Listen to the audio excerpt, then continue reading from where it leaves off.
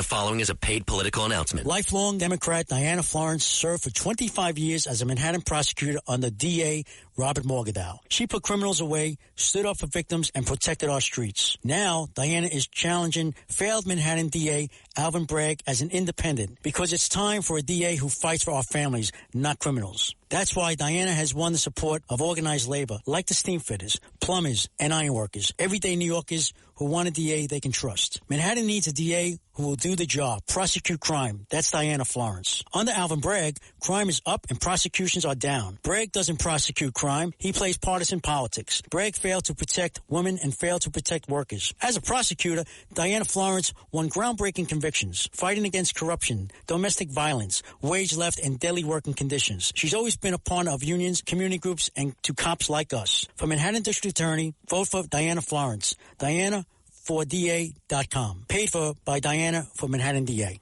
The James Golden Show. Entertaining and informative. On the Red Apple Podcast Network. Welcome, my friends. It is Saturday morning to the Saturday Morning Vibe Bar.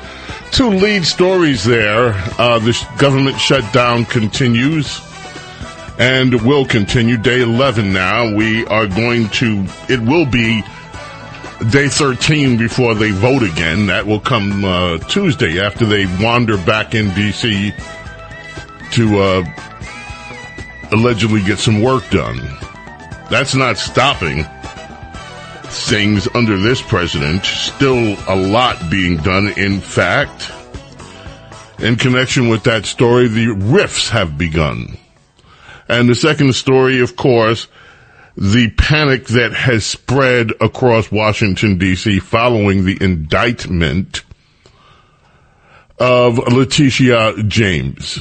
So, welcome to your Saturday morning vibe. Pull up, have a cup of coffee or two or three or some tea if you prefer, and enjoy your morning with us. We will take calls. 800-848-9222 is how you reach us. 800-848-9222. So much to discuss, though. Looking forward to hearing from News Apple Supremo Anchoret Liz Radabali a little bit later. Of course, looking forward to hear from America's small caffeinated mom, Rhonda Schrock, as the show progresses. And as always, can't wait to hear from our very own Princess Diana and see what Her Royal Highness has to say this morning. Also, we are expecting a telephone call. Kelvin, please take note. We are expecting a telephone call from the candidate running for governor in Virginia. That would be Winston Earl Sears. We're expecting to hear from her this morning as well.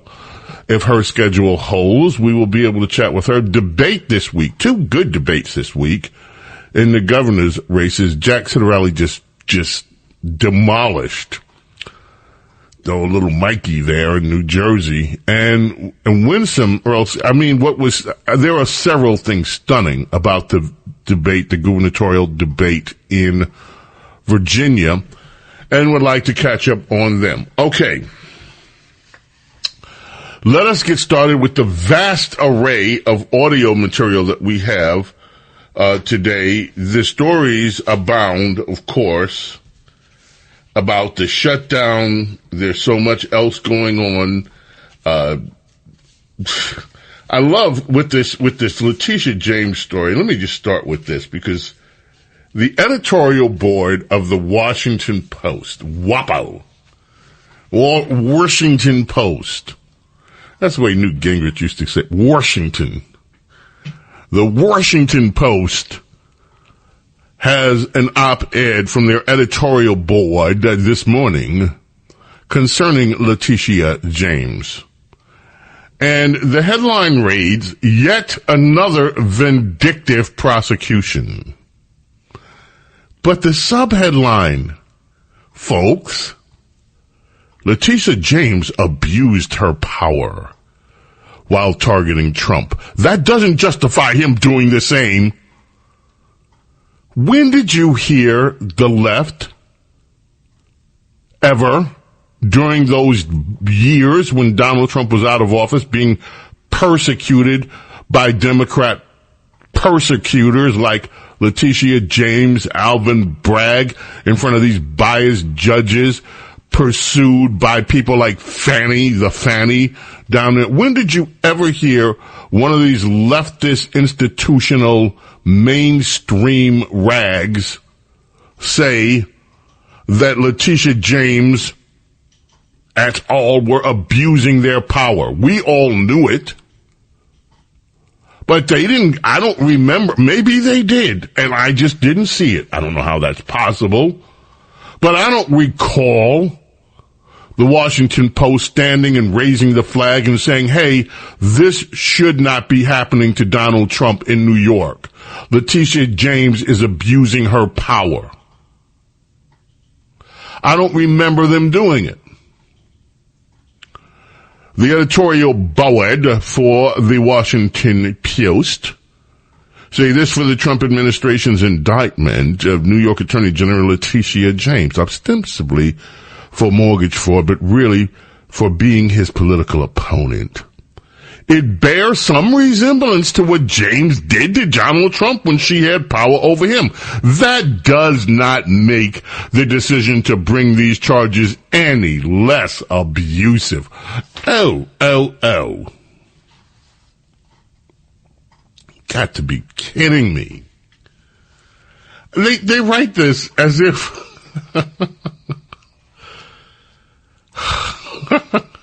they write this with a straight face. I guess. She abused her power. Oh, but he shouldn't be abusing his power. Let bygones be bygones. Yeah, she abused her power and came after him. But that doesn't mean that he should in any way go after her. Poor Letitia, the victim. Poor Letitia. And then they actually delve into a little truth. James, speaking of Letitia, a Democrat, campaigned to be Attorney General in 2018 on the promise of pursuing Trump. That was inappropriate, even unethical, they say. But also rational politics in blue New York. This is stunning. She kept her promise. She combed through his business record. Now, there is something in this. Again, Letitia James ran on, and they have this exactly right. Her campaign, she ran her campaign. I'm going to get Donald Trump. Well, I don't know. We'll figure it out. But I'm going to get him. And that was exactly how she ran her campaign. I'm going to get Donald Trump. And now today, all these years later, here comes the Washington Post editorial board. That was inappropriate. It was unethical. But it was also rational. I mean, she was running in New York, where TDS, Trump derangement syndrome, was running high. So she, as a prosecutor, ran for office. I'm going to use the government as a weapon to seek political vengeance on Donald Trump. And she won, and then she fulfilled her promise. She kept her promise, combed through his business records, claimed, that's usually a phrase that liberals use for Republicans, claimed he made false statements applying for loans in 2024, run a civil fraud judgment for more than $400 million before a friendly judge. Let's just take out the word friendly and put in biased, because that's what it was. The penalty was overturned on appeal, with one judge calling James' case against Trump political retaliation. It sure was. That is what the Washington Post, of all places, writes today. Trump makes no secret of his own desire for retaliation, hence the indictment against James for an alleged discrepancy on mortgage paperwork 5 years ago. Instead of merely seeking money from James, the Justice Department is charging her with crimes carrying up to 30 years in prison.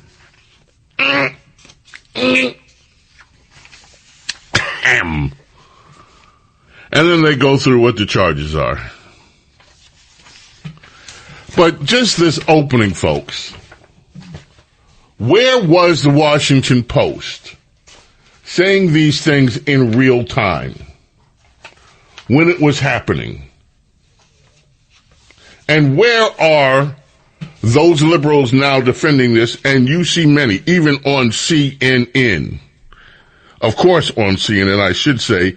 But some of the excuse making for Letitia James is outrageous. You know, it is outrageous. So, and of course, Letitia James, cut 21, Kelvin.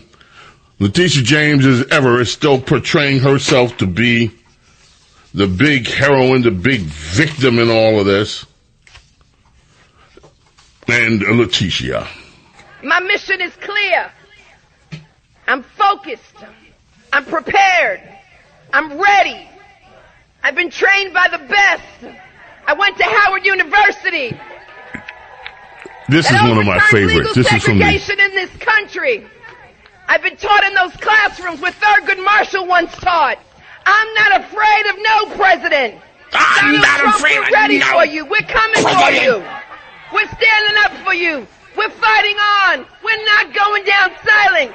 Victory, my friends, is clear. It's now. And I'm not waiting 4 years. I'm waiting 2 until a speaker by the name of Hakeem Jeffries comes to bring us some rest. Come on, ladies. Rest. It's up to us. We saved this democracy before. We'll save it now. Let's go.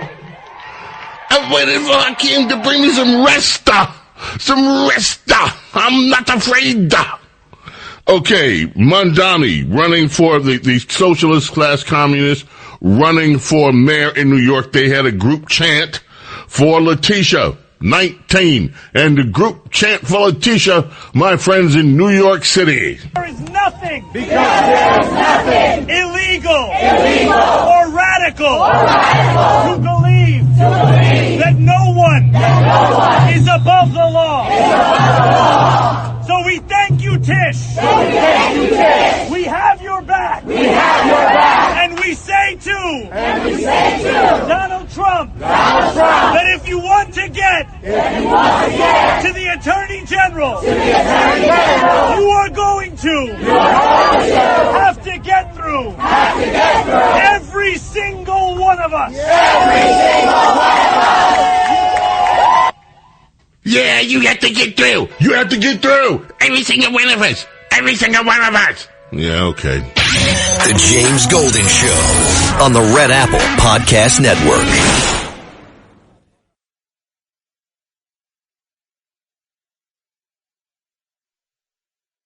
The James Golden Show on the Red Apple Podcast Network. James Golden, Snerdley, we're going to get to some telephone calls. People already want to weigh in on some of the various aspects of the news, so stay right there, please. We will get to your calls as soon as possible. Let us listen to Donald Trump, to the story that CNN is running about the layoffs that are occurring. That would be cut 20. Anderson Cooper, Caitlin Collins discuss what took place yesterday with the first announced layoffs. We now know the numbers, but here's how it was discussed on CNN between these two. Onto the shutdown, the latest people affected by it. Earlier today, Russ Vogt, the director of the OMB, the Office of Management and Budget, posted this on social media. The RIFs have begun. RIF stands for reduction in force. In other words, the layoffs threatened by the Trump administration, both leading up to and during the last 10 days of the shutdown, have started. We found out late today that more than 4,000 federal workers have been laid off today. Caitlin Collins, Chief White House Correspondent, anchor of The Source, joins me now with the latest. So what more did the president have to say today about laying off people? Well, Anderson, he's making clear why he's doing that, why he's doing this, which is to inflict pain on Democrats. And he's describing these federal workers as Democrat-oriented and saying that the whole point of this is to punish the Democrats who have so far stuck together for the most part and refused to vote for that CR, which would reopen the government, and instead say they want an agreement with Republicans when it comes to extending the Obamacare subsidies. And one thing we had heard from the White House was that this was going to be a painful decision that they'd be forced to make if the government stayed shut down, simply because of the fact that the government doesn't have any money at this moment. But the president, when he was asked about this in the Oval Office just a couple of hours ago, framed it very differently. It will be Democrat-oriented because we figure, they started this thing, so they should be Democrat-oriented. It'll be a lot, and we'll announce the numbers over the next couple of days, but it'll be a lot of people, all because of the Democrats. These are people that the Democrats wanted that in many cases were not appropriate. We fought them at the time, and it was ultimately signed in. And some of these people, these are largely people that the Democrats want. Many of them will be fired. And Anderson, just to note, my team looked into this as this claim was going around when they were threatening this. No president in recent memory, since the kind of modern definition of a government shutdown, has ever had mass layoffs during a government shutdown. No president has ever canceled federal programs as a result of that. So what you are seeing is the White House and the budget chief, Russ Vought, who of course is the co-author of Project 2025, and talked about reducing the size of the federal government, using this moment, which they warned Democrats would happen if the government did. Yes, they warned. And now, promises kept. It's happening. The James Golden Show on the Red Apple Podcast Network.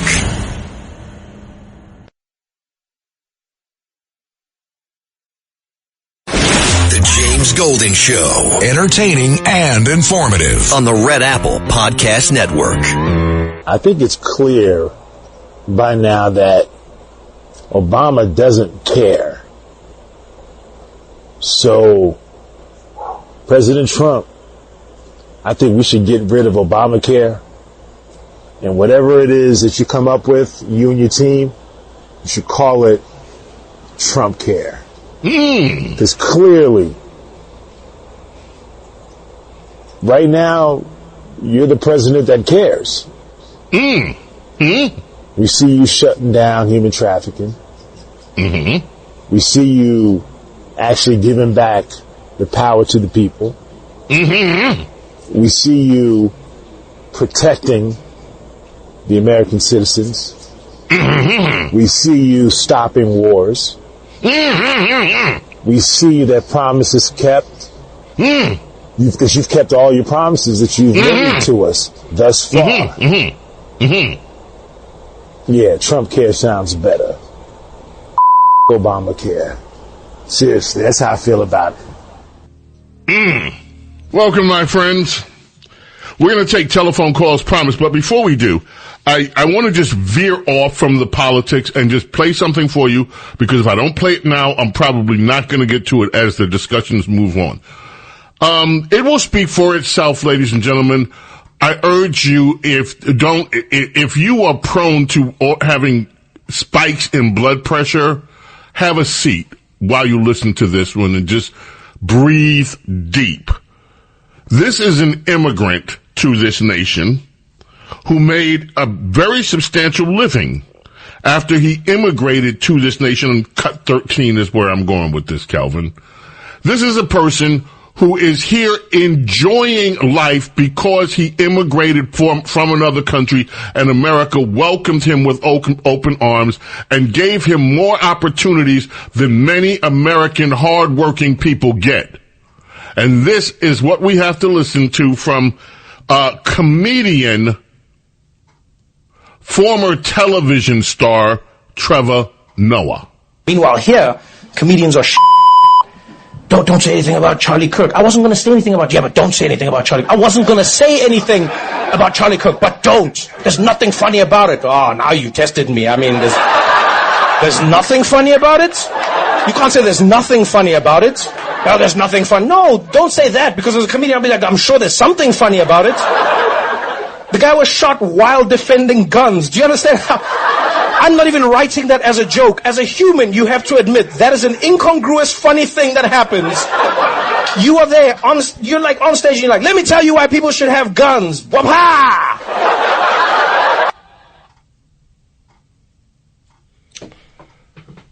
Disgusting. And that's who some of these, that's just, it's like I said, it speaks for himself. This man immigrated to this country. He finds it okay to crack jokes about Charlie Kirk's assassination in that fashion. And that's who the left is. Later on, we're going to have Winsome Sears with us if everything holds to schedule. I don't know whether you've seen that debate. You know, before the debate, I think I want to play some of it. So I'm going to only have about 10 minutes with her, but I want you to hear the quotes. So anyway, let us head to the telephones as promised and check in with my dear, dear friend, Adam from Long Island, New York. Adam, day 11 of the shutdown. How are you? I'm all right, Mr. Snerdley. Just taking it easy, you know. Good. Yeah. So what's on your mind this morning? A lot of stuff was on my mind, but I was just listening to your show, and this guy was talking about Trump care and Obamacare. Like, dude, Trump care, everything he said had nothing to do with health. You know, so. Yeah, but he said, but his point was Obamacare is a fraud. By the way, that's the reason ostensibly the Democrats supposedly have shut down the government over this fraudulent Obamacare scam anyway. But what he's saying is what we need is a Trump care because demonstrably Trump cares about the country, cares about the people in the country, and let's replace this failing Obamacare with a Trump care program. Well, I'm sure you would agree with that, maybe. Oh, by gutting everything in Obamacare, sir. And how many millions of people going to get off of health care when he does that, sir? Let me just ask you this. Let me ask you this. Let me just ask you just a few basic questions. When Obama and the Democrats rammed Obamacare down America's throats, not a single Republican vote, they did it unilaterally. We're going to stuff this down your throats. We were promised a few things, right? Do you remember this? We were promised that the trajectory of prices would go down. That healthcare, we're going to ram this through, screw the Republicans, screw half the country, we don't care. But as a result, you will see lower healthcare costs because we're going to change the trajectory of healthcare.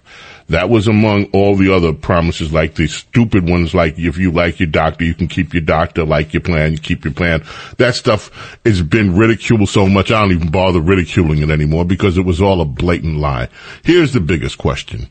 Has the price of health care for Americans gone down since Obamacare? No. Okay. It was a lie. And we all know it was a lie. Now, are there still still people that are not insured after Obamacare? Can't hear you, Adam. I say yes. Oh, plenty. Okay.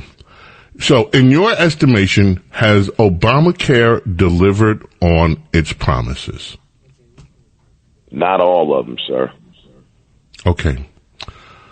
Let me ask you this. Do you think that this country, and now, Adam, this may surprise you because I think you and I may be closer to this than you think. I think, putting all cards on the table, that what has happened to America's healthcare system is an indictment against both political parties. I'm not going to blame this solely on Democrats. I'm not going to blame it on Republicans. Republicans, though, have failed, utterly, miserably failed to put forward a plan and try to push it through that would fix the things that are wrong with American healthcare. And one of the reasons is they're scared. Everybody's scared. They're scared of upsetting the lobby dollars. Everybody's scared of telling these insurance companies, these massive behemoth insurance companies, to take a freaking hike and get out of the healthcare system when it comes to day-to-day stuff. Insurance should be just for catastrophic care. You don't need insurance to just go deal with the fact that you have a cold. Nobody has the guts to get the insurance out of this and stop putting them as the middleman in between Americans and their health care. Nobody has the guts to tell the lawyers to step up. Ooh, I almost said a really bad word. To get the lawyers out with this excessive litigation that drives up health care. There are so many things that are wrong with the American health care system that require massive reform. And both parties are scared blankless to take real action on it because they're scared their money will dry up. Now, what do you think about that? That's what me and you do agree at, sir. I agree with everything you said. That's right on point, sir. Okay. Yep, you got it. You better you better be a politician, man. You better get up in there and change. I never last. Because I used to say because I'd use the bad words. Now everybody's using the bad word. Chuck, did you hear Chuck Schumer try to throw out the F-bomb the other day? It was kind of, it's like, so Chuck Schumer, no, he sounded so ridiculous. It was ridiculous. I'm going to tell you who I'm starting to like now. You won't believe it. Marjorie Taylor Greene? Oh, I knew you were going to say that. Yo, she is coming down the middle, man. She's all right, man. I thought she was a Trump poster, like a Trump poster, but she's not. She's coming down the middle. We want that Epstein stuff out. Mike Johnson, put that on the person in Congress. With this Epstein stuff, what do you expect? Adam, what do you guys expect to find with this Epstein stuff? What do you really think is that? What is it that would make your side have the big orgasm that they keep trying to get from Epstein stuff? The truth. Which is what, in your view? You all expect something from this big Epstein reveal. What is it that you really want? Come on, be honest. I want to know how many times Trump went over there messing with the little girls. Okay. All right. See, that's what's behind all of it. All of the Democrats and some Republicans, Trump is involved. Trump did something wrong. This is a whole TDS operation, and that's why people like me could give a rat's behind about anything else with this Epstein stuff. He's deaded, and how was he deaded? Do I think it was suicide? No, I don't think it was suicide. Do I think we're ever going to find the answer to it? No, because it's not going to be released. But beyond that, he was trafficking children. Yes, we know. How about all the trafficking of children that came through under Joe Biden's open borders? How about all the trafficking of children and stuff that goes on in Hollywood, according to all of these conspiracy rumors all these years? How about I'm tired of this Epstein crap. But if this is all you guys want, because we can't wait to find out if Trump, how many times he was at Pedophile Island. He wasn't there, Adam. He wasn't there. Hey, he'll need you to help him. He'll need you to help him with that lie there, Oh, please. Adam, one last question before you go, because are you happy with your Democrats shutting down the government? I'm glad you said that, sir. The Republicans got the presidency, the Republicans got the Senate, and the Republicans got the House. So guess what? The Republicans shut down the government, sir. No, they didn't. Oh, hold on. Let's just deal with that talking point with a little bit of logic, okay? The Republicans voted to keep the government open. And they do have the House. The House voted to keep the government open. The Senate Republicans voted to keep the government open. because it requires 60 votes, and you know this, and you're just playing talking points, the Democrats hold the key. As the New York Times said, Democrats have the key to opening it up. So Chuck and Hakeem, by the way, do you think Hakeem is an effective leader? It seemed like he was trying to fight Lawler the other day. Yeah. Like, what are you doing, dude? Like, you're a congressman. Come on, with all the tough stuff. Let's be congressman. That's it. Do you think he's an effective leader? He needs more time. To tell you the truth, he needs more time. Yeah, he needs more time because he's not really doing nothing. He's not doing nothing, bro. How about Chuck Yu? Do you think Chuck Yu Schumer is your best leader for the Senate? No, we need a change in that. We need a change there. And my friend, that's why, and you just said why there's a shutdown. Because Democrats are not impressed with their leaders, and their leaders know it, and they're trying to come up, let's be big and bad and fight Trump. You have just went to the heart of the matter, Adam, as to why the government is shut down. Because Democrats feel we need a change. I like Letitia James. You're brilliant, sir. Adam. You're brilliant. I like Letitia James, sir. She's not guilty. Well, you can hopefully see whether you can get on her visitors list if that day comes. Right. Okay. She'll never have 34 felonies. She'll never have 34 felonies. She don't need them. All she needs is just all that's needed is one. If it's the right time with it. Don't need 34. All it needs is one.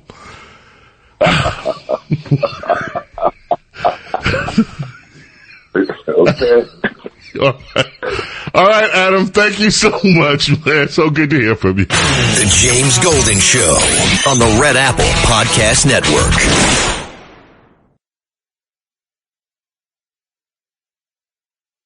The James Golden Show. Entertaining and informative. On the Red Apple Podcast Network. And now, my friends, a word from the political intellectual giant, Jane Fonda. We're facing two existential crises, climate and democracy. Really? And it's now or never for both. They are very interconnected. Mm-hmm. We have to solve them together. We can't have a stable democracy and with an unstable climate, and we can't have a stable climate unless we have a democracy. And so we have to fight both together. So she's gonna fix the unstable climate. And that's where we have to, unstable climate. It's not stable.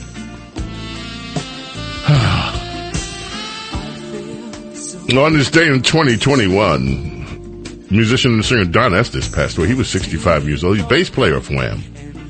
And he also worked with George Michael on his first two solo projects. He had his own single, Heaven Help Me, with additional vocals on that one by George Michael. That went up to number 5 on the charts in 1989. Anyway, remembering Don Estes. Wham. James Golden, Snerdley, let's head to the telephones and let's go to Reno, Nevada and check in with John. John's calling in from Reno. How are you this morning, John? Early there. I'm doing good, James. Yeah, we're going to have a nice day out here. I want to talk to you about Letitia James. The politicization of the Justice Department has wasted a lot of money and not much has got done. Trump's settlement is going to be appealed successfully. Letitia James is going to get a small fine for a paperwork error. Shoddy paperwork, which would be a great embarrassment to her as a lawyer, is essentially what this was about. Both cases have been a waste of time and money. Well, they're looking for a jail sentence. Now, whether they'll get one or not is something else. But what they're alleging, this is intentional, and they want a jail sentence. Now, who knows how it's going to end up, if the jury will convict, if they do convict, what a judge would say, what the sentence would do, what the appeals process would go. This could stretch on for years. But I do think that this was necessary. And I'll tell you why. And let me just tell you why I don't think this is a waste of time or unnecessary. Democrats have gotten away with it for decades. Every single thing that we now are faced with that they're screaming and moaning about as a threat to democracy, they have set up themselves. This entire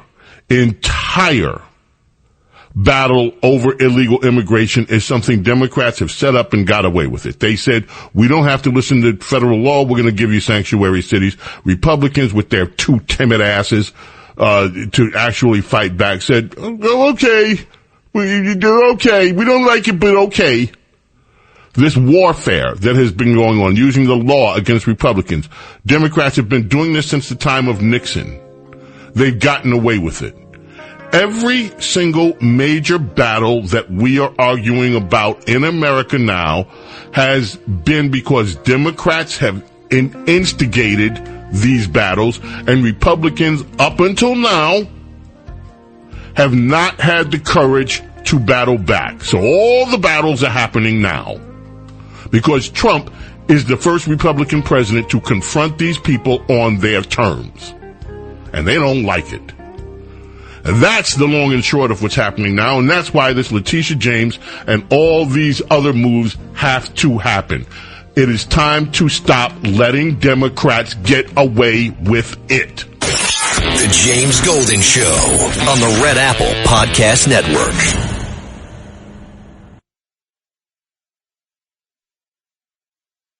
The James Golden Show. Entertaining and informative. On the Red Apple Podcast Network.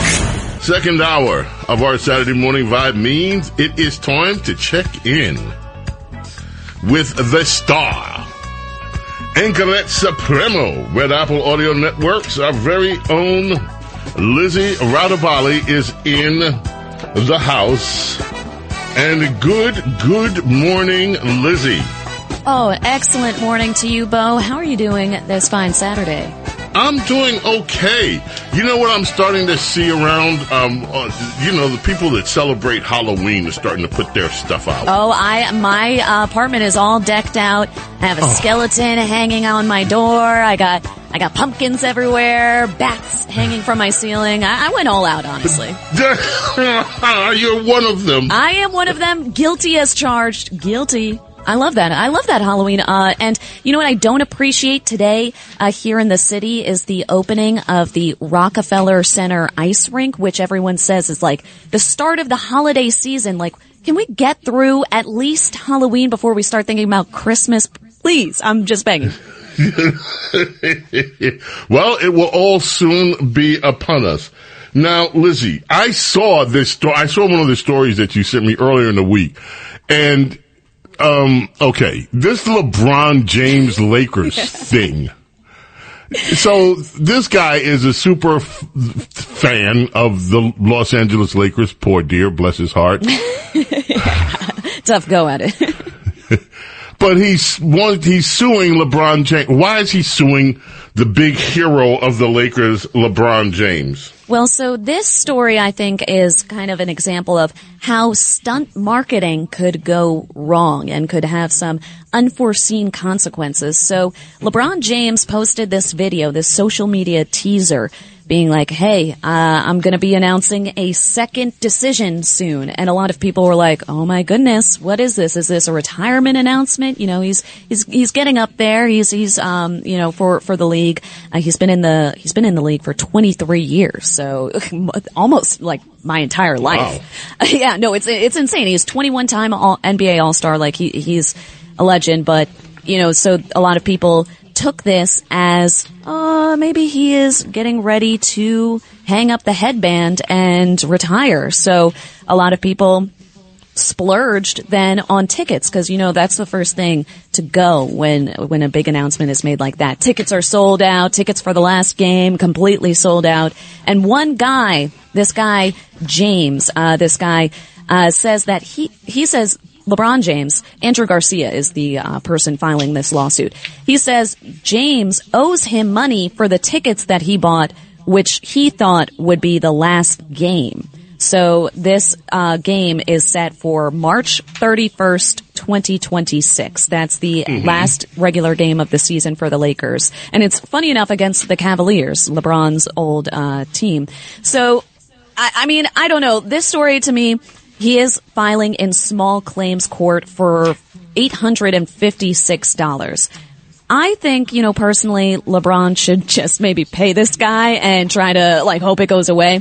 But pay him for what? It's not his fault. Whatever this guy thought. What is the big announcement, by the way? Does anybody know what this big announcement is? The big announcement is that he's partnering with Hennessy. He's the new spokesperson for Hennessy. That's the huge okay. So news. He did make an announcement. He did make an announcement, but yeah, it's just whatever. He's a sponsor for a brand. He's an athlete. That's what he does. That's how they make a lot of their money. But he made an announcement.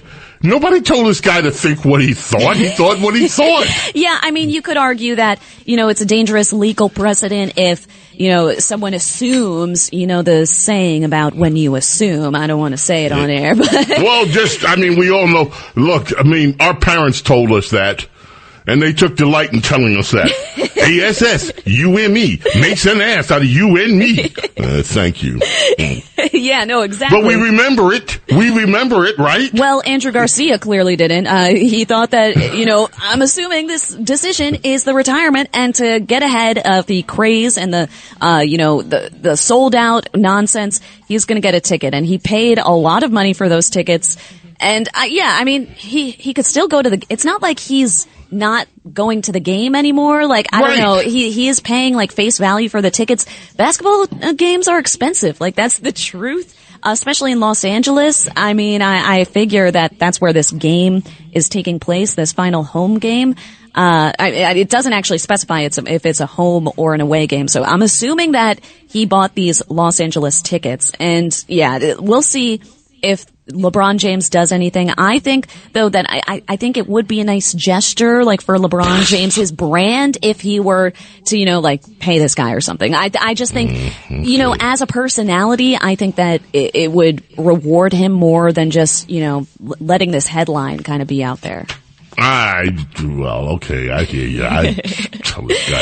But like you said, I do see, he made the decision to buy these tickets, and he's still going to get to go to the game. It's not like the game is canceled. Or he could sell the tickets. Yeah, he could easily sell the tickets, but, he might not get what he paid for, which, the lesson learned.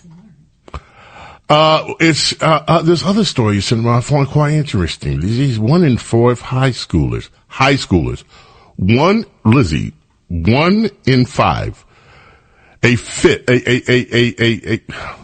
1 in 5 high schoolers has a romantic AI relationship or know somebody that has a romantic. Lizzie, how do you have a romantic artificial intelligence relationship? Can you please explain this? Well, please? This is part of the reason why I'm an AI Luddite. I feel like every week now I come on this show and I have an AI related story, and I wax philosophical about how this may be the beginning of the end if we keep relying on these robots, if we keep, turning to these chatbots for comfort. I do think it's a dangerous road we're going down, and this headline is just another road sign hey, turn around. Do not enter. 1 in 5 high schoolers, they or someone they know, have romantically engaged with AI. Now, how do you I'm sorry. Well, okay, so I asked the question again.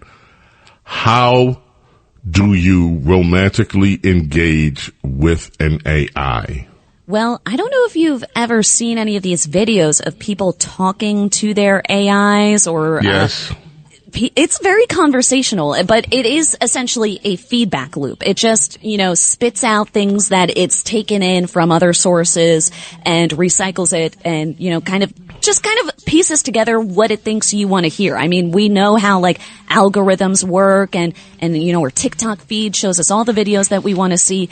AI operates the same exact way. AI, these language learning models, use the same artificial intelligence that is used to build those algorithms, those social media algorithms that, learn about us and study who we are as beings. Now, AI chatbots are replicating human conversation. They're able to mimic a romantic connection. They're able to, I mean, I've seen videos of people talking to their AIs and they have like a female voice and they start flirting and it's so uncanny. I just rewatched, the movie Her from 2013. That's a Joaquin Phoenix and Scarlett Johansson, where Joaquin Phoenix's main character falls in love with his operating system, which is like an AI sort of language learning model. Oh, Lord.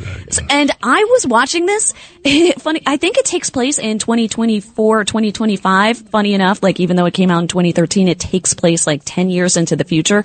And I was watching this like, oh my gosh, they got so much right. Like there's a part in the movie where one character is kind of disclosing that like, actually the person I've been dating is an AI. And the person they're talking to is like, wow, that's crazy because I'm talking to an AI too and I'm in love with them. Like this is the path we're going down. 1000%.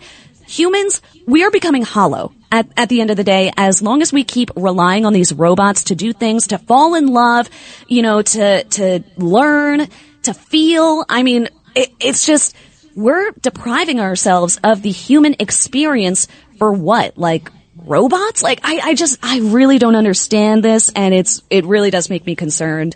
Really, especially for the kids. I mean, high schoolers are falling in love with chatbots. That's when, you fall in love with your classmates. You have that young puppy love. Like they're depraving themselves of these connections. And who's to say that in 10 years, they're not all like stunted adults who only want to talk to their robot in their basement. I mean, it's very concerning. It's a very concerning thing.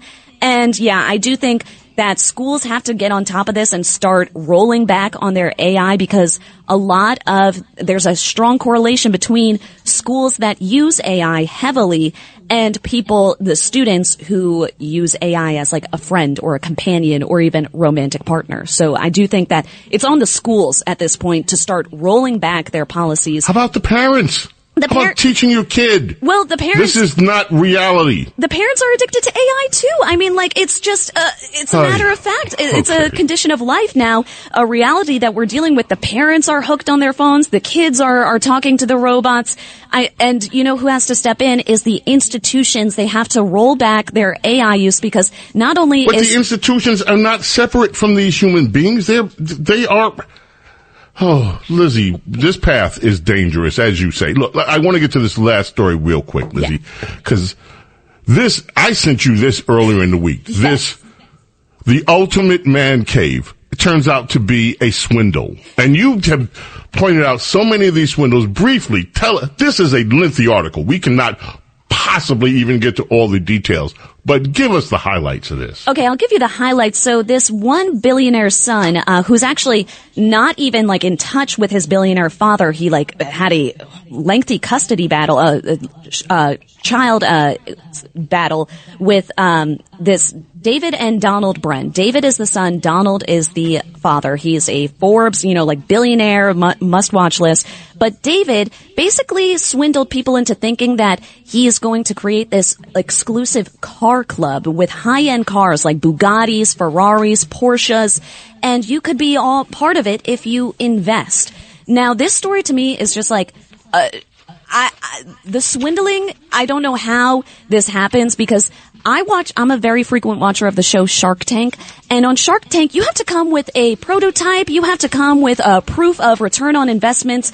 This guy just tells people, hey, I have an idea, and they give him like $500,000. What is going on? A lot of parallels between the Fire Festival that we've talked a lot about with this story, because this guy, he just seems like an ideas guy, and he seems like he charmed the pants off of a lot of these people who then unfortunately one of these investors ended up committing suicide because the failed investment led to like a spiral in his life and ultimately ended up with him taking his own life. So this guy, this David Bren, he's still living, on the lam, like not really, facing any real legal battles other than, several, financial, cases, but He's living it up in Miami, according to social media posts, and he was spending last summer in a Bel Air mansion. So I think it's sick how people like these get away with these scams, and And this is another worry.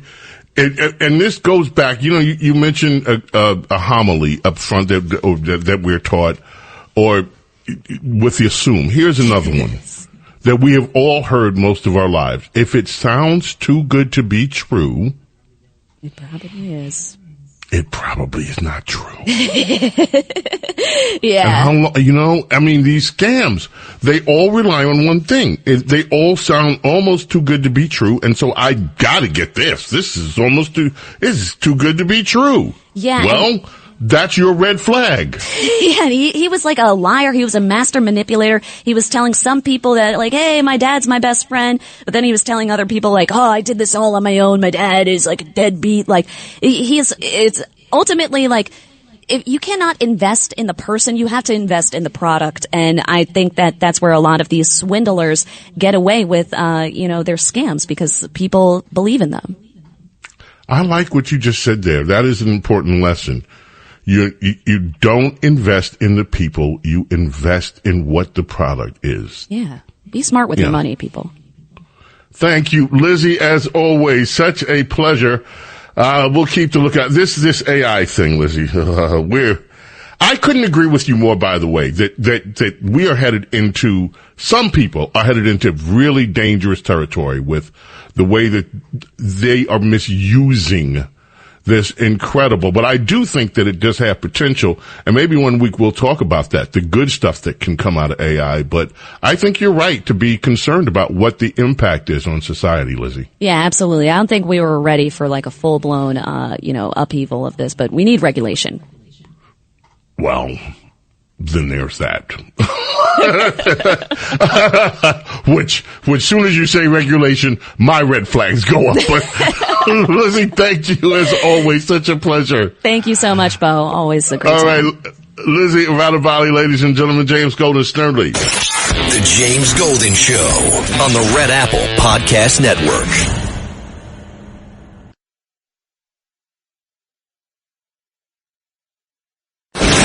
James Golden Show. Entertaining and informative on the Red Apple Podcast Network. I want to play very briefly 22, and let's see how much of this we can get at all. This is from the debate that she had with Abigail Spanberger. Well, I think as everybody knows, I'm a Christian. I'm a Christian before I'm a Republican, and I'm required to forgive people. And it's hard sometimes when somebody has abused you, etc., but it's something you must do, because not to forgive is almost like, as someone said, you drink poison thinking that it's going to affect the other person. And I want to live a decent life, and I don't want to not have peace in my life. And so as I've said before, I would not say that. So that's why I'm wondering why my opponent won't say, beyond it's abhorrent and disgusting, why she won't say it is not okay and that he must leave the race, because Jay Jones advocated the murder, Abigail, the murder of a man, a former speaker, as well as his children who were 2 and 5 years old. You have little girls. What would it take him pulling the trigger? Is that what would do it? And then you would say he needs to get out of the race? Abigail, you have nothing to say? Abigail, what if he said it about your 3 children? Is that when you would say he should get out of the race, Abigail? You're running to be governor. The entire time she's asking this question, Abigail's looking as if she's not even there. And that is just one of the things that I want to speak with Winsome Sears about. James Golden, Snerdley. The James Golden Show on the Red Apple Podcast Network.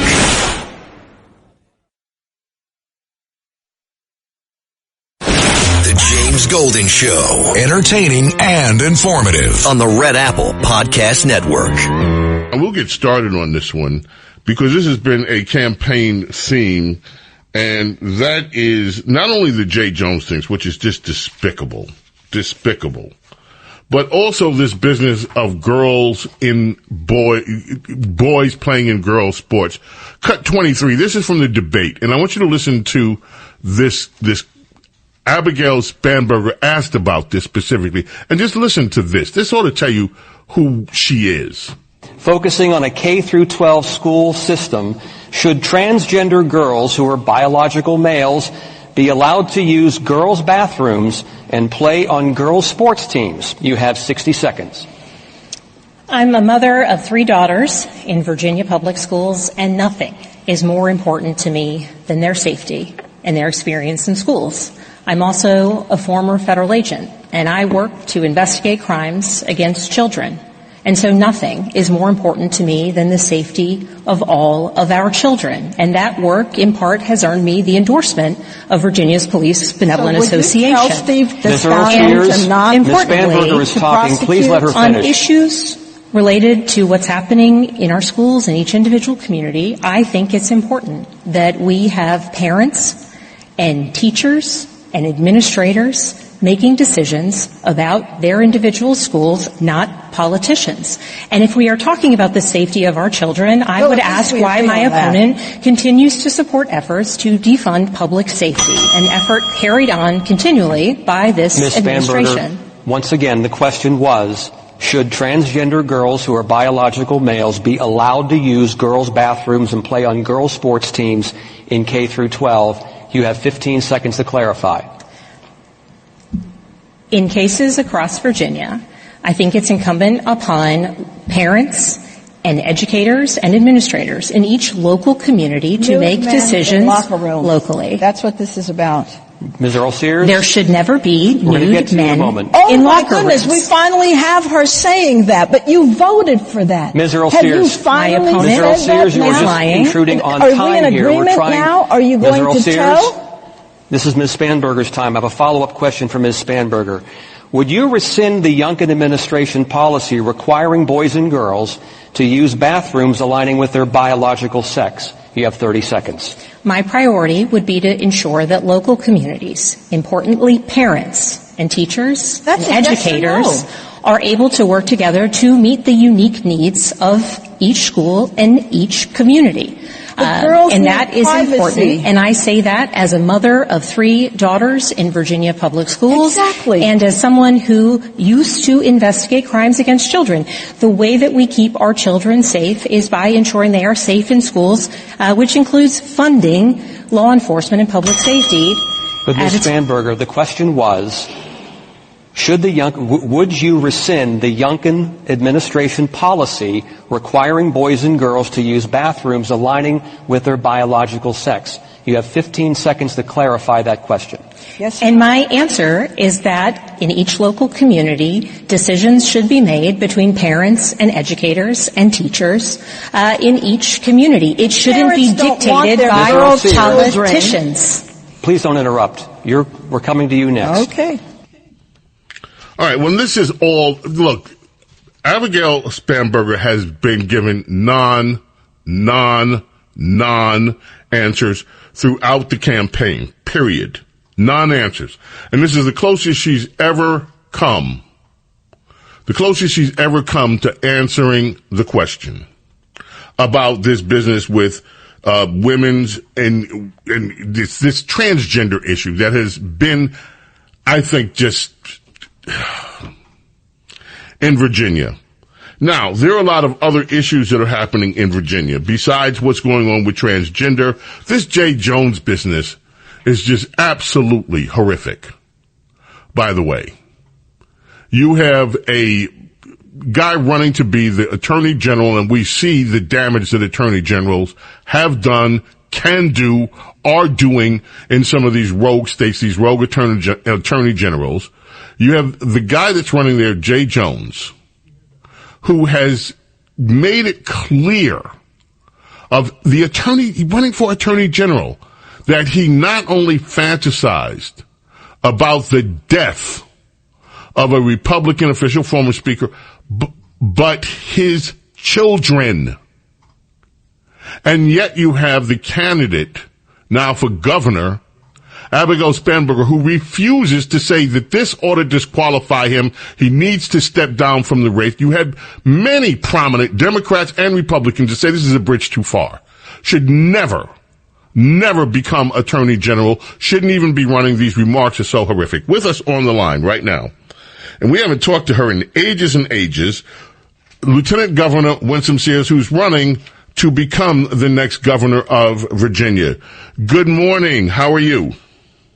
Oh, good morning. It's a beautiful day. But I'm saddened that what you're talking about, that we have no political courage. And as a matter of fact, I don't think it's political courage. I think it's political calculation, which is worse.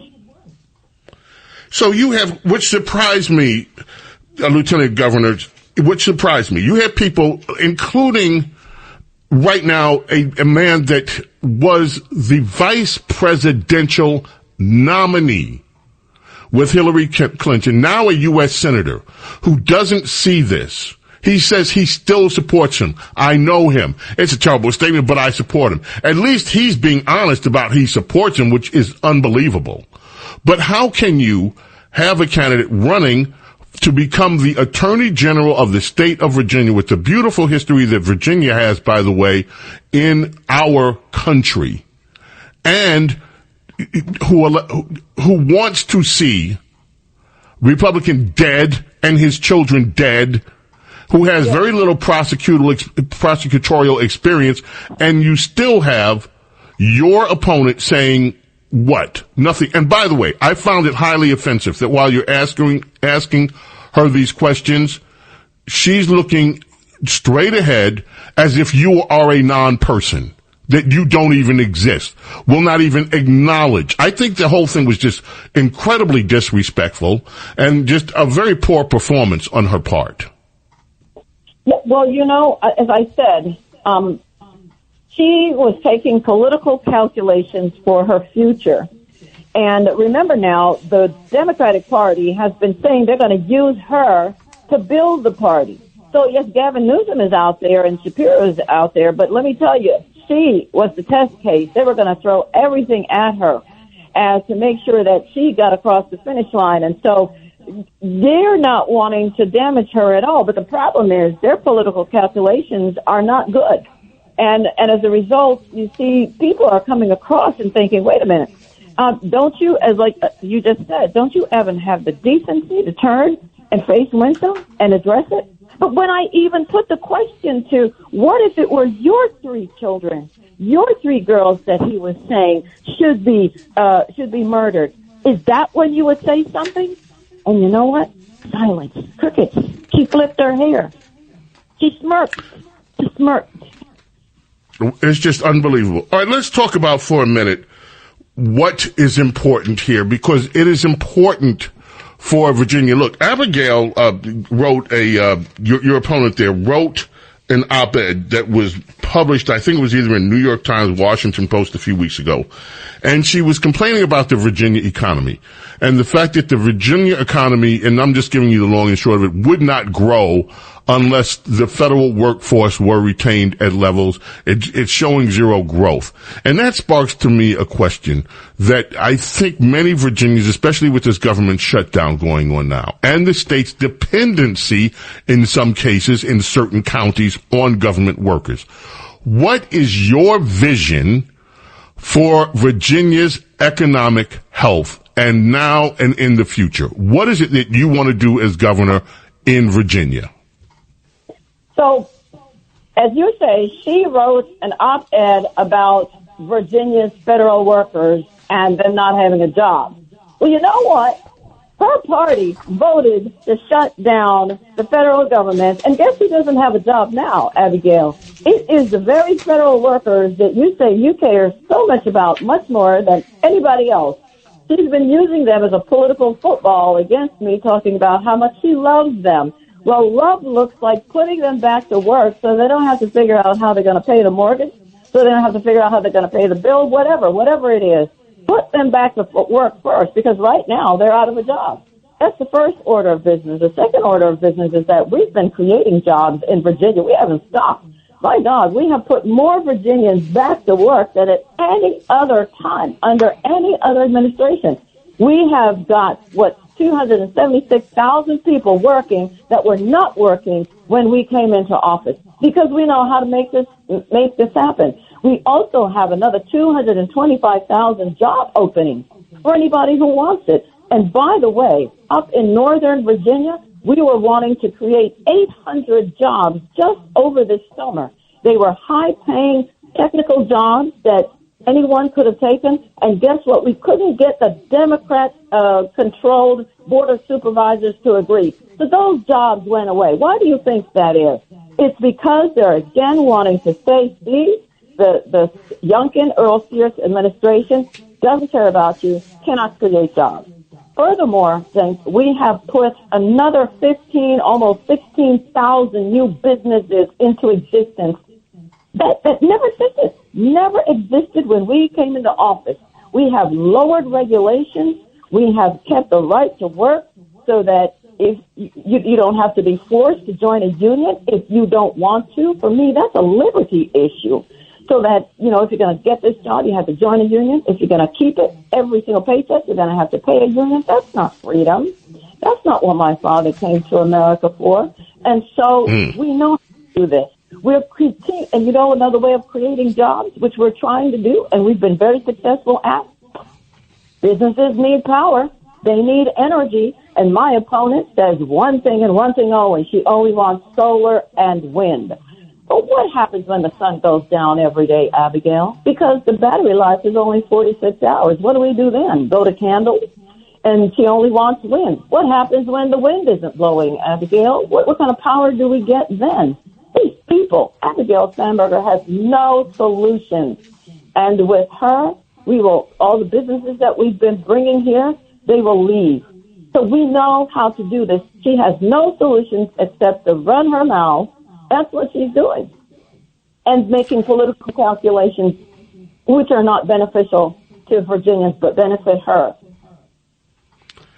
Now, where do you think this race is headed? And we have seen polls, and to be honest, the polls have been creeping up for you and coming up.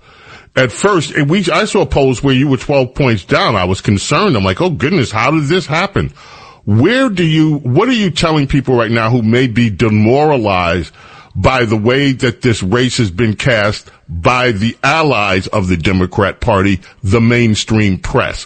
What is your message to the voters of Virginia against what seems to be a very biased coverage of this campaign from the mainstream press? Yes, it's been biased from the beginning. The mainstream, they want her. Is it any wonder that you saw a recent survey that said in the mainstream media, only 3.5% of the mainstream media are Republicans, the rest are Democrats? Is it any wonder then you see the perspective that the media comes from? And so these polls, they've been saying all along, I've seen polls that say I'm down 20 percentage points. And the reason they do it is because they want to deflate our voters and fatigue our donors so that one doesn't come to the polls and one doesn't give. But when our internal polls have been showing that this has been a toss-up race, and even my opponent way back at the beginning of the 1st of August was telling her supporters, because we have it on video, that this is a toss-up race, and we tried to get the media to see it, they refused. They have been putting their fingers on the scale for her. And here's what we've noticed. In their polls, the Democrat polls, they're polling people who aren't even registered to vote. They're not even registered to vote. So we don't even know if they're tourists. And then they oversample the Democrats and they undersample the Republicans. Is it any wonder they get the results that they get? No. We are going to win this because the people see the grift. The people see it's not cowardice that she has, which is what I thought. No, it's political calculations of cunning and greed. That's what she's about, and that's why she stood on that stage and she couldn't answer, or she wouldn't answer, even though she knew what the right response is. Men don't belong in women's locker rooms, with girls especially, and not in our sports. And by the way, we don't want our taxes raised. We don't want our police gone, and we need to continue to create jobs. That's what Virginians are going to vote for. Winsome Sears, my goodness, you said a mouthful there. Thank you so much for joining us, and we hope to hear you again from you again before Election Day. And keep us posted. Anything else breaks. And thank you for clarifying. Thank you for clarifying what's going with the internal polling on this race, because that needs to be out there. Thank you so much. Please go to winsomforgovernor.com and donate. Need your help. All righty. James Golden and Snerdley here with you. It is the Saturday Morning Vibe. The James Golden Show on the Red Apple Podcast Network.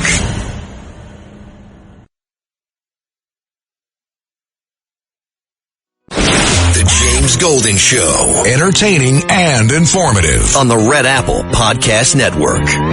Chicago has been in the news a lot this week.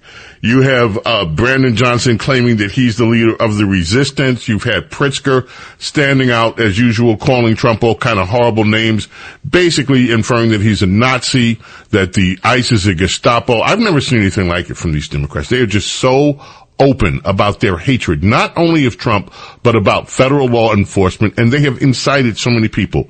So, thought we'd bring you some voices, and we've been interplaying them during the week and now, of people in Chicago. And I think most of the people that we played happen to be black, and we're not just doing it by race. We're finding, I'm playing stuff that we see on social media. This is Cut 17. Here's another voice out of Chicago. And this lives in Chicago. And so you don't see this on the news, which is why we play it for you. Black people in Chicago, let's get this clear for the record so nobody is confused, right?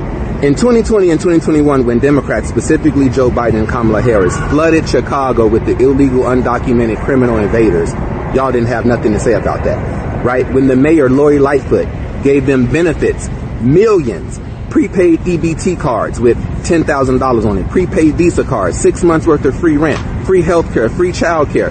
Y'all were okay with that. And then you all continue to be okay with it by going out and voting for Kamala Harris to continue what she was doing with the open borders, right? Now that ICE is there to actually do something about it, right, with Trump's mandate, now you all are boohoo, whining and crying, complaining that ICE is coming to black neighborhoods. What the hell is wrong with y'all? Where else are they supposed to go when that's where y'all allowed them to go? You see, Democrats didn't put these illegals in Oak Brook or Oak Park or Evanston in any of the white neighborhoods, yet you got the white liberals downtown protesting to keep those people there because they know that they're in black neighborhoods. And y'all goofy. Y'all falling for this. Y'all voted for Kamala Harris, and now y'all are protesting ICE coming to black neighborhoods to remove these criminal invaders. Y'all are calling ICE racist for coming to the black neighborhoods. Well, why are they coming to the black neighborhoods? Because that's where you all allowed them to go. So tell me you a goofy Democrat plantation slave without telling me you a goofy Democrat plantation slave. Once again, my friends, voices that you never hear on the news. And you think this is not uncommon in Chicago? There are so many people in Chicago saying, I am glad that the feds are here. Finally, we're getting some relief. But you won't see that plastered all over the mainstream news. Anyway. The James Golden Show on the Red Apple Podcast Network.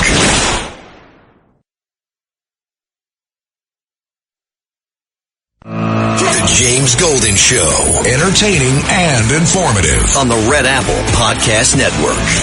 Each day, our case to fix healthcare and end the shutdown gets better and better, stronger and stronger. Yeah, Chuck Schumer, every day we're shut down gets better and better.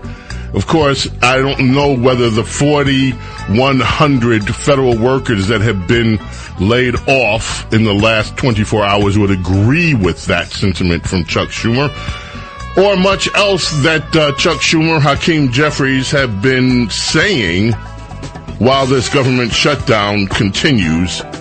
But that and a whole lot more is up for debate, and who better to get analysis from than the Ness of Nesses, Her Royal Highness.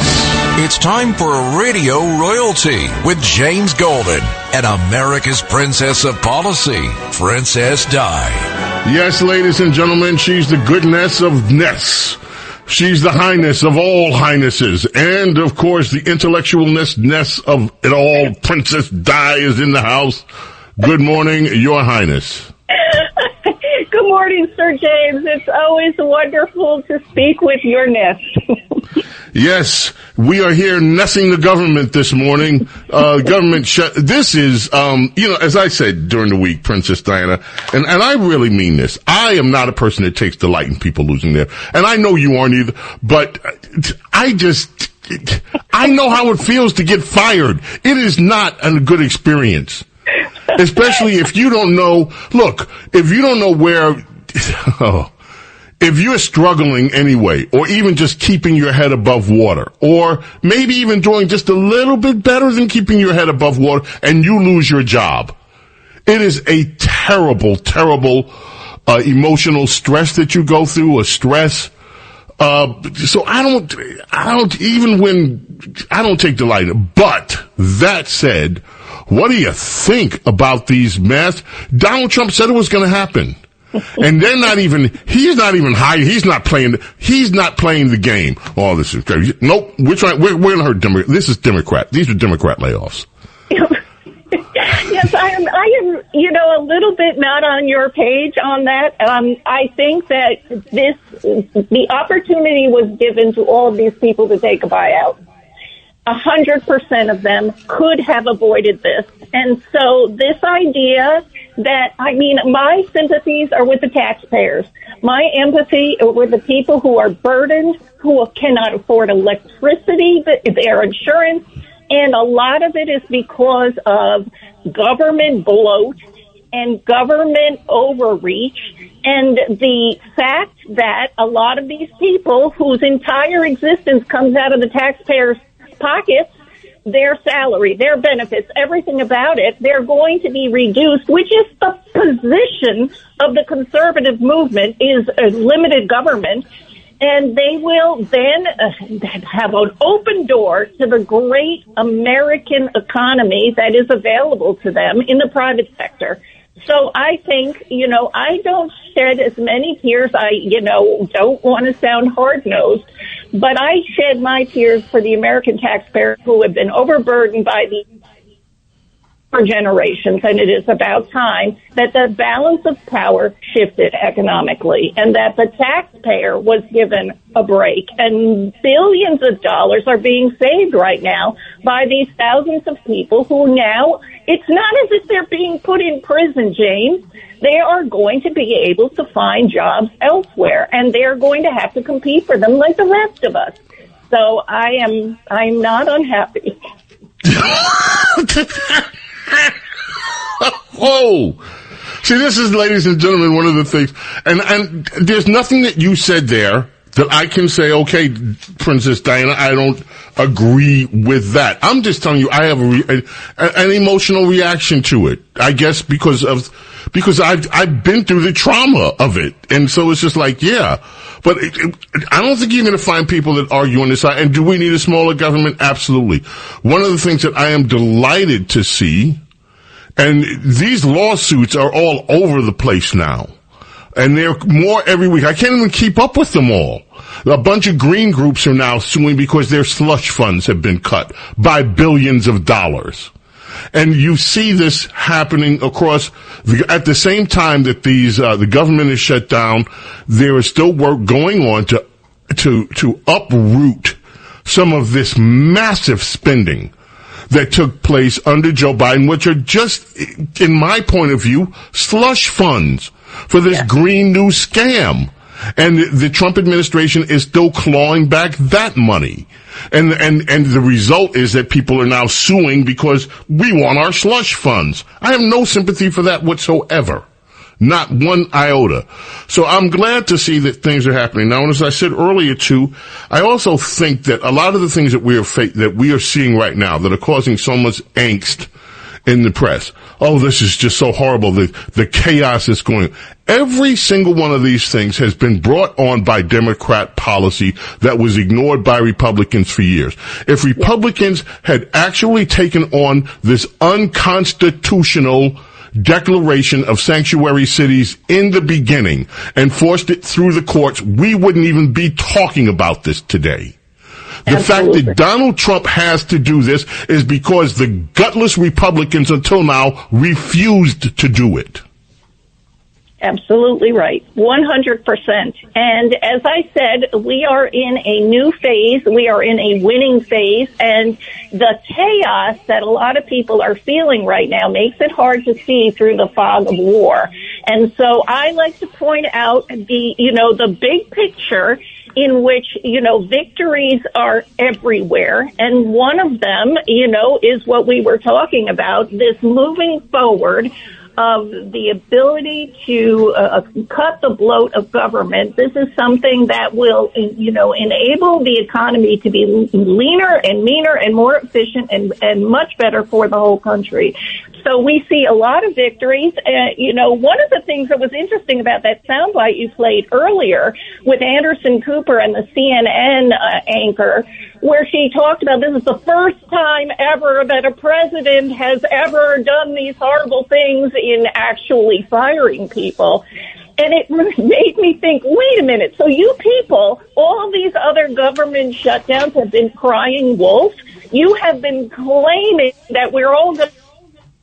In my lifetime of paying attention politically, there have been multiple government shutdowns, temporary shutdowns, and it was as if the world was ending. Well, apparently, this is the first time that the world is really, really ending, and that's one of the problems. These people have cried wolf for so long that it is ineffective now, and people are going about their lives. Yes, there's going to be some pain and some adjustment, but it's going to be something that I trust the Trump administration to do the best, and he promised that he's going to find a way to pay our brave troops, and that has, to me, that's a priority.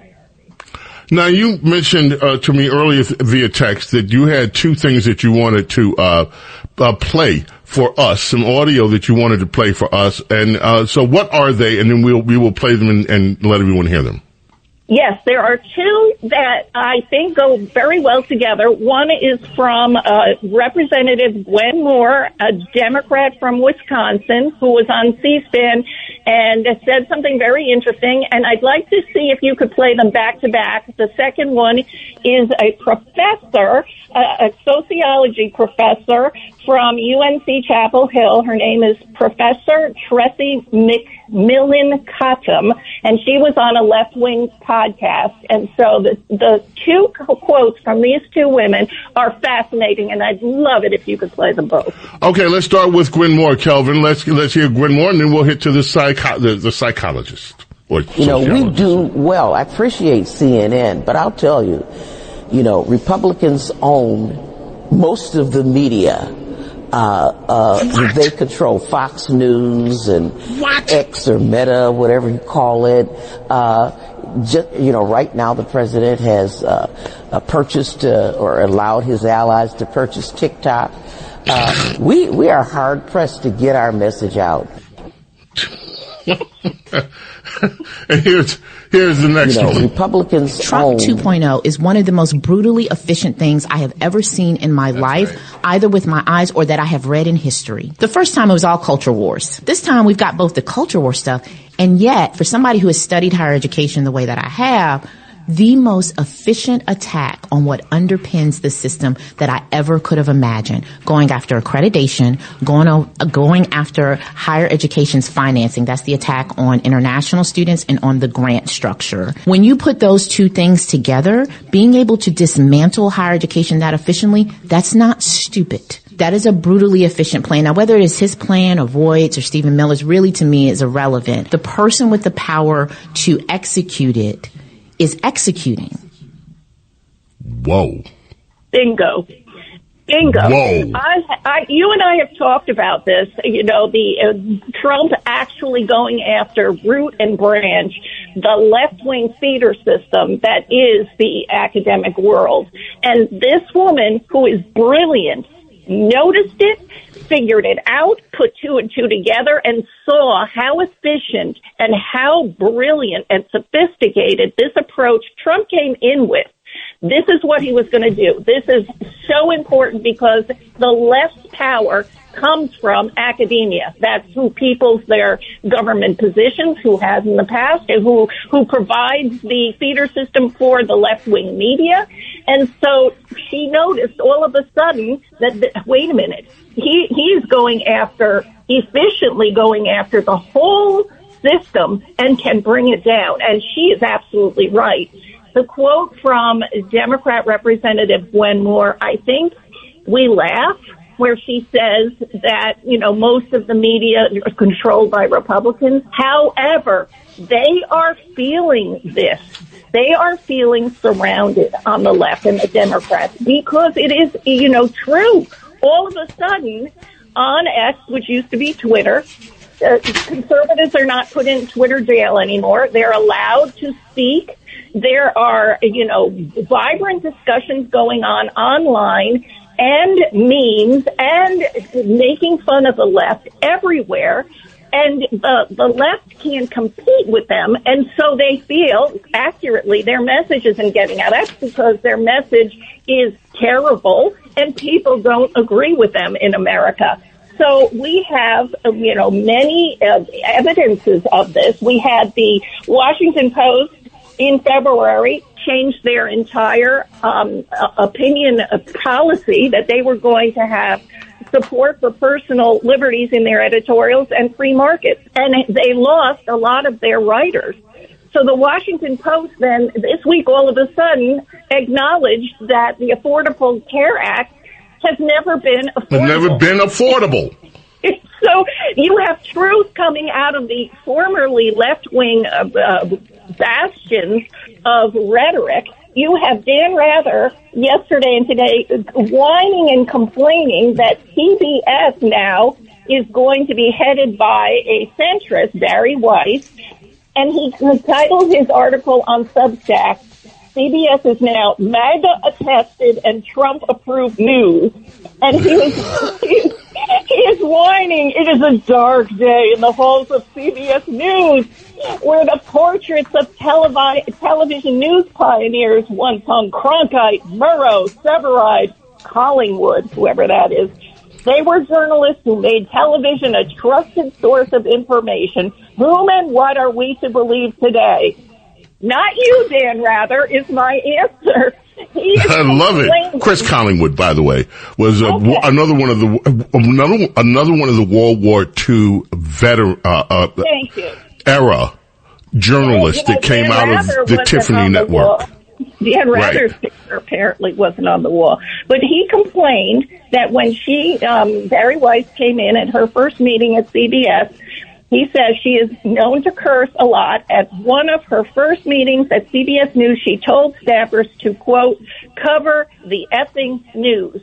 And Dan Rather considers this a horrible thing where she came in and made a statement that I think all of us, we wouldn't use the F word, but all of us in America, that's all we've ever wanted from these people is cover the news.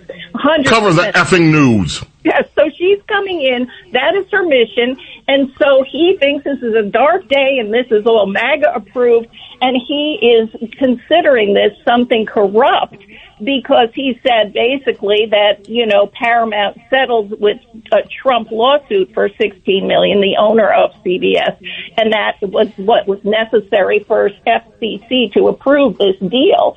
And so he's saying the whole thing is machinations by Trump. And I think there was pressure put on the mainstream media by Trump, as he did on academia, on purpose, and it is working, which is why we get these hysterical crying and moaning from liberals who feel surrounded and they can't get their message out and they're really flailing, which is a wonderful thing. The James Golden Show on the Red Apple Podcast Network.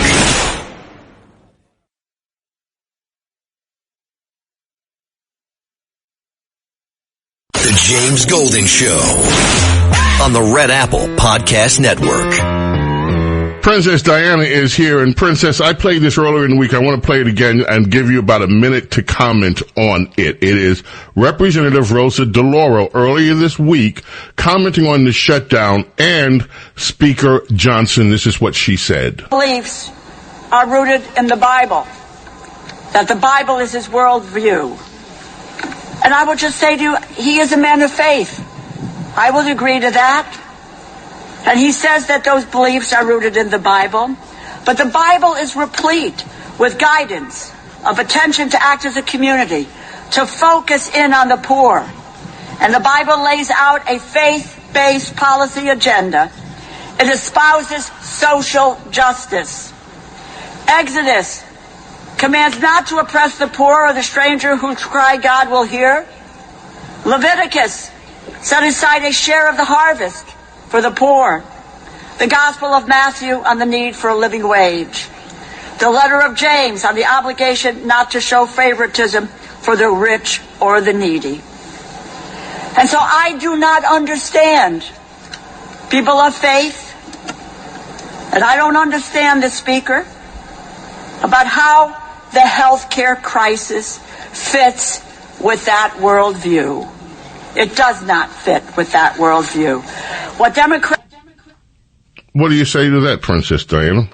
Well, whenever I have a theological question, my first instinct is to go to the Democrat Party to find out what the Bible has to say about public policy. You know, it is just absurd. It's one of those things you just have to laugh, James, because this is the party that booed God at their convention. This is the party that has worked tirelessly to keep God out of the public square. This is the party that has consistently, if anyone were to ever quote the Bible from a personal, theological, or religious stance, tells you to be quiet, to go away. So I find her hypocrisy just phenomenal. Well, I had a reaction to it listening to her with the book of Leviticus for other reasons. Let's look at Leviticus for our public policy. Because I remember when Democrats were saying that the book of Leviticus was discriminatory and that it was bigots. Bigots quoted it. I remember that. I remember it too. But I do want to talk. I want you to hold on because I want to ask you a question. I got Marjorie Taylor Greene too. I want to talk to you about health care for a minute because this seems to be where so much of their attention is there. And Marjorie Taylor Greene also has said some things about health care, and I have my own thoughts about this health care business. So, Princess Di, hang in there. We're coming back. Whatever you do, don't go away. The James Golden Show on the Red Apple Podcast Network.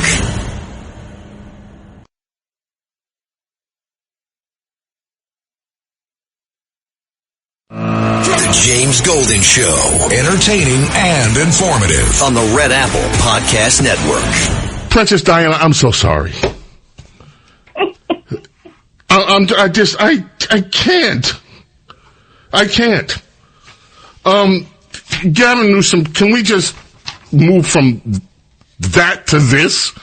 Pretty much the same thing, but only a different field. Gavin Newsom, cut 3.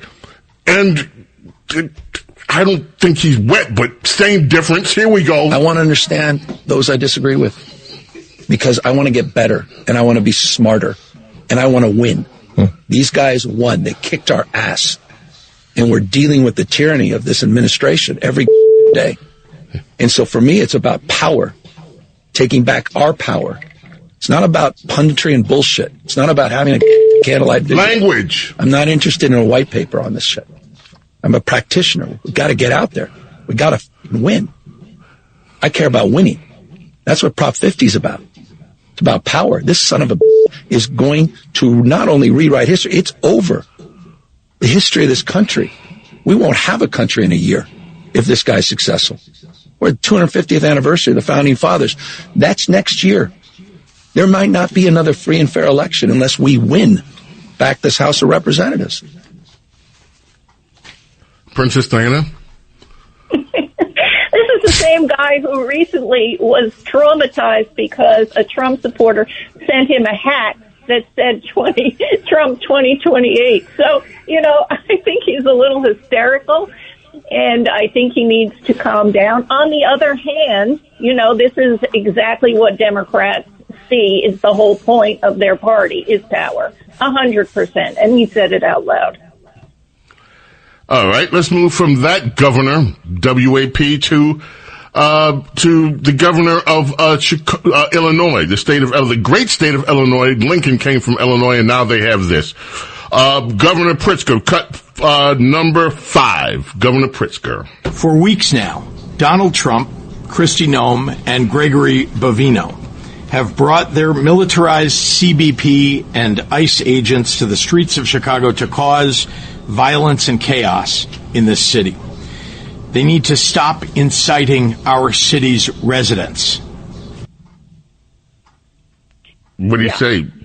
Well, I think that the voters are about to show in the New Jersey and the Virginia elections how well this message of fighting the federal government is working with the American people, which is not at all. I think that they are about to lose in New Jersey and Virginia, despite the fact that the media has not covered the J. Jones quotes that you discussed with Winsome earlier this morning. The people know anyway, and Virginia especially is going to have a complete collapse of the Democrat ticket.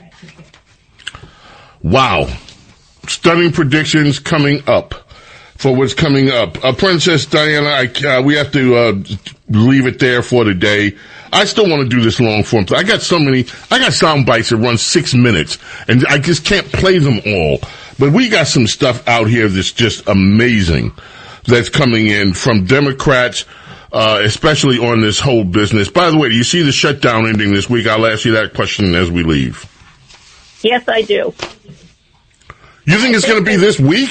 I think the Democrats cry uncle. They're waiting until their No Kings rally, which is a week from today. And so I think that will be the day that if the agreement happens, is after this rally is over, a week from today. Wow. Okay.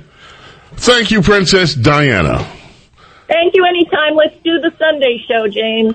Let's do a Sunday show, Princess Di. Indeed. I'm all for it. The James Golden Show on the Red Apple Podcast Network.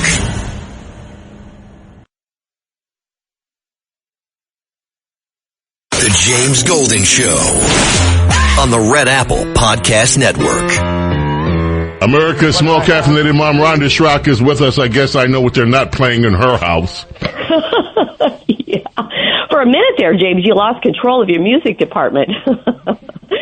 Oh, goodness. Rhonda, that's an understatement. And if they were singing the lyrics to you that they were singing to me, never mind. So, yeah, they would get their mouth washed out with soap. I mean, that's what happened to me when I was a kid and I told a fib. Yeah. That's mild stuff to compare to this. Anyway, Rhonda, what's on your mind for us this morning, Rhonda? Well, as you know, James, we live in the Midwest, and it is fall, but because of our very unseasonably warm temperatures, it has not been looking much like fall. Typically, the trees are really turning right now. There's a lot of color, and that is only just starting. It is very late. But there is one sign of fall that never fails, and it comes every year at the same time, and that is the combines in the fields. We live in an agricultural area, and as we are out and about driving, we are seeing the farmers out in the soybean fields harvesting. And because it's dry, you watch those big machines moving up and down the rows, and the dust just rolls.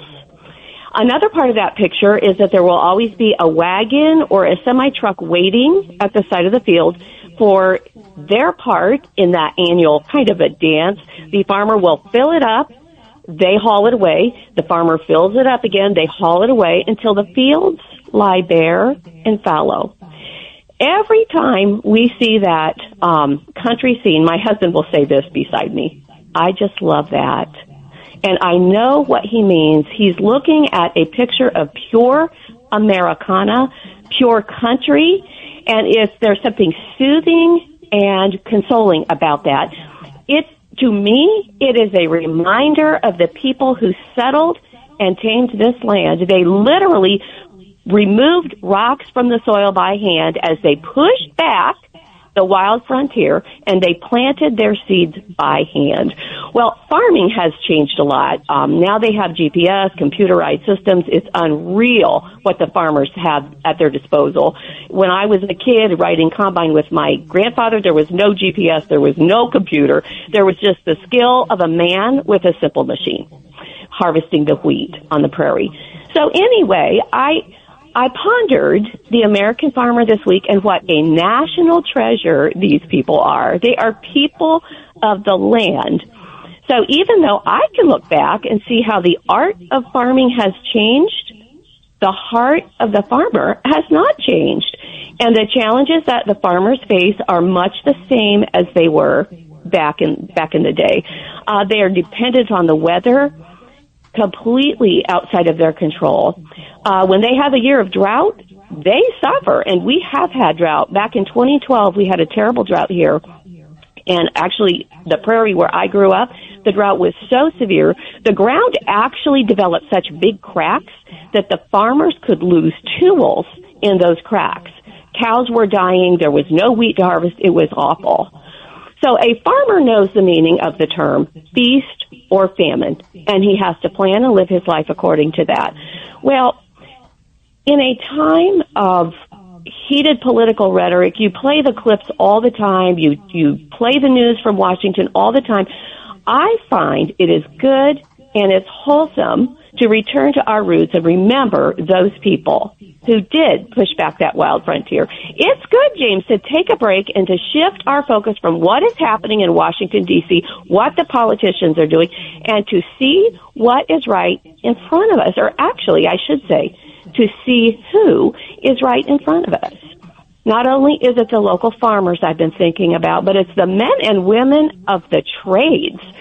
That's probably because we bought a new house recently, new to us, and it has needed a number of repairs, and so we have had a stream of tradespeople come through. If I had ever forgotten how important the tradespeople are, I remember it now. The other day, last week I guess it was, we had a father and son plumbing and heating team come in. And the son had actually graduated with one of my sons at the same high school, and instead of going to college, he opted to learn the trade with his father. So from his dad, he learned the plumbing side, but he told me as he was working on my range that he was taking classes on refrigeration to add to his knowledge base. And James, it was the loveliest thing because as he was working, he kind of got stuck. He got stumped on a little problem, and he couldn't quite get it. So he called his dad up, and here comes this seasoned technician with decades of experience who patiently took time with that son of his to show him what to do, to help him do it, and was passing his knowledge and expertise down to his son right in my kitchen. I thought it was just lovely. And I was also glad that my stove worked.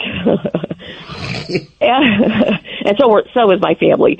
But, every day when I'm at the office, I look out that plate glass window and I see a steady stream of trucks of all shapes and sizes. Some of them are semis, some of them are box trucks, some of them are pickup trucks, and they all carry the logos of their businesses. It is men driving, it is women driving, and they are carrying the goods or going to perform the services that all of us need and we don't know how to do and we don't have the ability to get. But day and night, they're out on the roads. I'm so thankful for them. There is another tradesman actually here right now, and this one is an Amish fellow who works in a factory during the day, and he wants to be a water softener repairman full-time. So he's doing that on evenings and weekends. He hires a driver to take him out to his jobs. He repairs water softeners, and then, the next day he gets up, he goes to work at the factory, and then in the evening, he's back out working again on his side job. He's pursuing his dream. He's working with his hands, and we are thankful to have him. We have a friend who is probably getting close to retirement. He's an electrician and a construction worker, a builder. He has been expressing concern of late that there will be no young people who are coming up through the ranks learning the trades to replace these older people, these seasoned technicians. There's no one coming up to take their place. He is very concerned about it. I don't know if you have seen that trend, but it is real. And our son, actually, who went to Hillsdale, we were talking about this week, and he said they talked about that at Hillsdale, how there are times when they have to call, I think it's like with the utility companies, they have to call the retired people out of retirement to work because they do not have enough people to fill the slots and to carry the ball forward. It is a concern. So my whole point today is that I want to just take time and thank the people who do things with their hands, who build things and make things happen, make things go, the trash truck people who take care of our garbage, the mechanics who fix our cars, the body shop workers who fix our cars, the construction workers who build the things, James, the painters, the waiters, the waitresses, the baristas, the policemen that are on the job every day, all of these ordinary Americans who are just working with their hands by the sweat of their brow, and they are making our lives easier. There is such nobility in that, and I see it, and I recognize it, and I just want to say thank you to all of you who are working with your hands, and by the sweat of your brow, thank you so much, and God bless you. Wow. Where can people find your essay, Rhonda? It's on thedailybs.com. And where can people find you? RhondaSchrock.com, SCHROCK. And you know something, Rhonda? There is something so enjoyable about completing a job that you do with your hands, it is, I can't even explain to you. The James Golden Show on the Red Apple Podcast Network.